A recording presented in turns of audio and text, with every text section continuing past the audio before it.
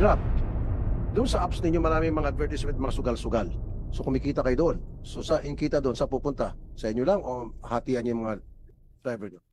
Maraming sugal-sugal, mga i-bingo, i-gagamba, i-billiards, kung ano na pa. Naglalagay ka ng mga ads na sugal-sugal. Siyempre, kumikita ang Grab dyan.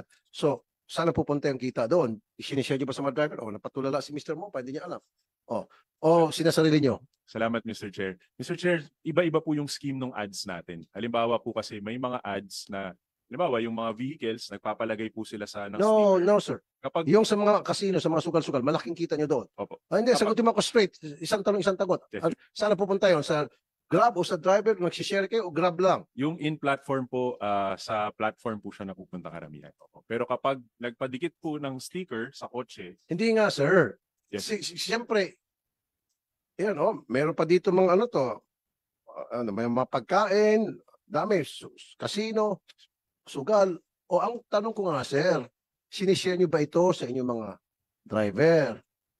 bahagi po, lahat po naman ng income, sir. Hindi sa ads, hiwalayin nyo. Hindi lahat ng income. Yung direct benefit. Dapat meron kayong klaro na patakaran na yung kikitain sa mga ads dito. Kasi, di ba ang tawag nyo sa kanila, partners, di ba? Opo. Hindi sila tawag na driver, di ba? So kung partner ang turing nyo sa kanila, dapat lahat ng kita nyo kasama sa ads, partner din kayo. Yes, sir. Hindi. Ang nangyari, kayo lang kumikita. Ano masasabi mo? Ito si Mr. Saturnino. Actually po, yung mga sinasabi ninyo mga ads na nakikita po natin sa mga sasakyan po ng mga drivers sa TNBS, may kaukulang pong bayad dito buwan-buwan. Hindi po kami nagpapalagay ng wala po kami natatanggap na bayad. Meron po mga Sintra board na nilalagay sa likod ng mga upuan namin. Meron pong kaukulang bayad yan. Kanino po napupunta bayad? Sa amin po. Sir, pinag-usapan natin dito yung sa application. Sa application po, wala po kami nakikita sa application namin. Sa amin po, sa application namin. Wala po kami nakikita ganyan, yung mga online. Nakikita po ito doon po sa cellphone. Pagka nag-download ka. Kaya nga po. Pero po, hindi po pinapayagan po sa platform ng TNC itong mga ganitong klase. Bawal po ito dahil po magyayari niya magkakaroon po ng sinasabi nilang spoofing. Ano pong scooping? Spoofing po. Spoofing. Meron po kayong ibang ano tawag dito? Meron kayong ibang apps maliban doon sa platform ninyo bilang TNBS driver. Yung po ang katunayan, yung sinasabi niyo pong may lumalabas po rito. Ang tagal ko na po, wala po lumalabas sa platform ko nito eh. Pagka binubuksan ko yung Grab, wala po. Sa passenger side? Ay, hindi po ako passenger, driver po ako. Ang tanong ko, Tama sir, po, kasi ang in-emphasize ko po yung mga driver. Mr. Saturnino. Yes. Sir.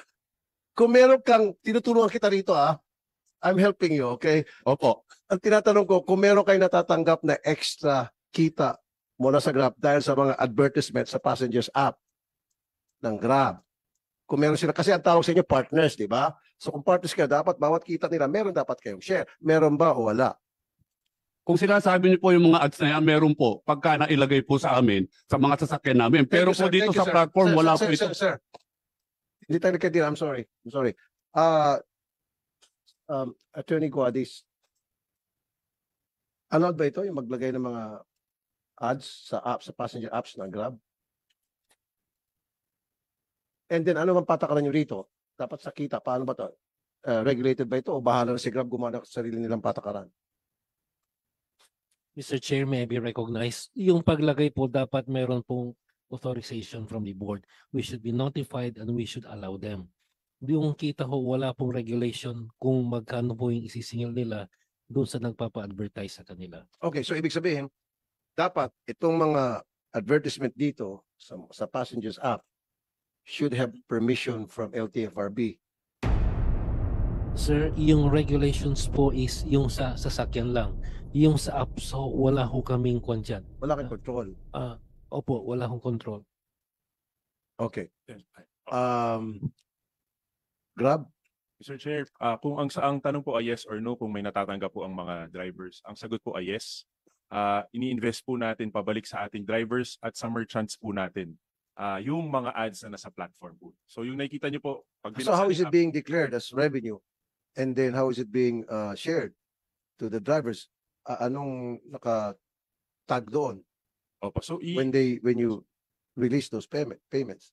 So sa halimbawa po, no, pag binalikan natin yung driver's incentives, kapag nagbigay po tayo ng mga payouts, benefits, yan, kasama po yan doon sa... Nakalagay yun, nakalinya yun na galing sa ads. Dapat specify. Pwede po namin gawin yun, Mr. Chair. Oo, gawin nyo para klaro na linya, line by line kung para saan yung amount na yun.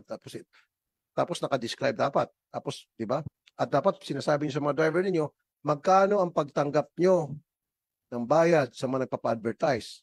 Ito yung kinita natin. Kasi partner nyo, di ba? Opo. O kumita tayo ng 50 million for the whole year sa mga advertisement sa apps. O itong 50 million, paghati-hatian natin. Ganon dapat para transparency.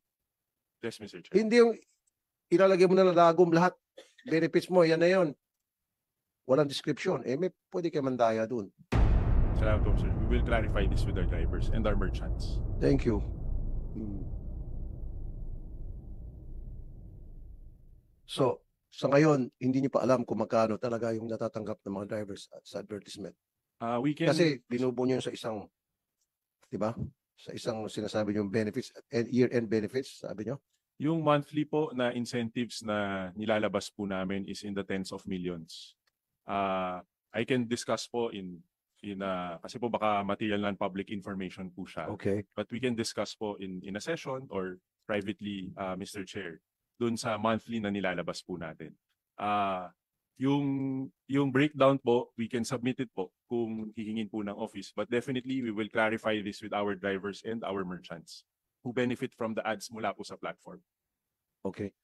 Now, before I pass the floor to Attorney Senator JB, sir, lalo ngayon, holiday season, ano, ito na ngayon, wag na ako makarinig na yung mga sayang ninyo left and right ay pinagka-cancel.